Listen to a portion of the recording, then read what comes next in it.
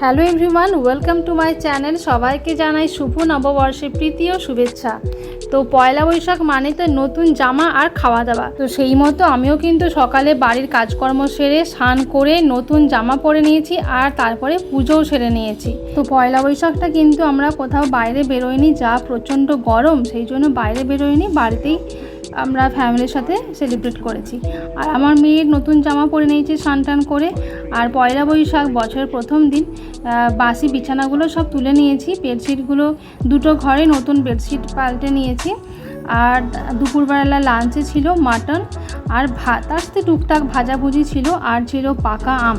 পাকা আমের কিন্তু এই পয়লা বৈশাখে আমরা খেয়ে বউনি করলাম। তোমরা কে কে অলরেডি পাকা আম খেয়ে নিয়েছো কমেন্ট করে জানাবে। আর এই গরমে ভাত খাওয়ার পরে ছিল ঘরে পাতা টক দই।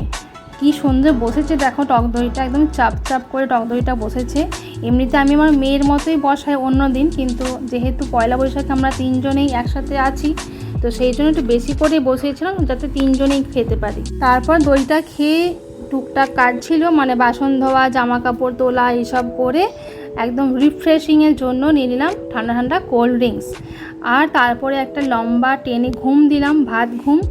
আর তারপরে ঘুম থেকে উঠেই ও সোমনাথ মিষ্টি দই এনেছিল। আমার মেয়ে তো টক দই খায় আর আমি মিষ্টি দইটাই খাই, তো ঘুম থেকে উঠে মিষ্টি দই খেয়েছিলাম। আর পয়লা বৈশাখ মানেই একটু ভালো ভালো খাওয়া না হলে কি আর হয়। আর তখন ঘড়িতে বাজছিল বিকেল 5টা, তার তখনও দেখো আমাদের বারান্দাটায় কীরকম রোদের তাপ, আর সেই জন্য আমাদের ফ্ল্যাটটা খুব গরমও হয়।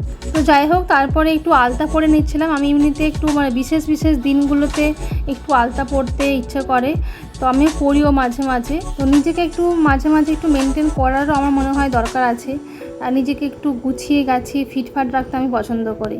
তোমরা আমার মতো কে কে আছো বলো তো।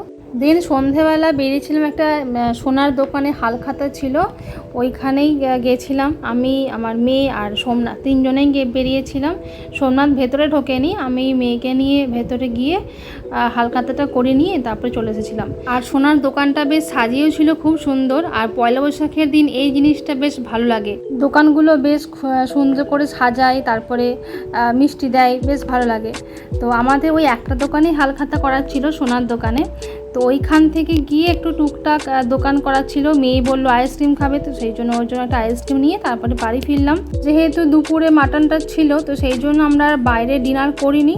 বাড়িতে ফিরে একটু লুচি করেছিলাম, আর মাটনটা তো ছিলই, আর লুচি আর মাটন দিয়ে আমাদের ডিনারটা বেশ হয়ে গেল। এবার চলো দেখাই কি কি আমরা কিনলাম।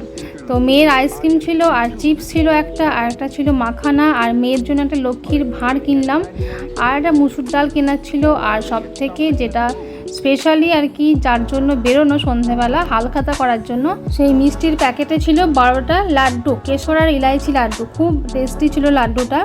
তো এইভাবে আমাদের পয়লা বৈশাখ দিনটা কাটলো। তোমরা কে কীভাবে সেলিব্রেট করলে অবশ্যই কমেন্ট করে জানাবে। দেখা হচ্ছে পরবর্তী কোনো ভিডিওতে। সবাই ভালো থেকো, টাটা।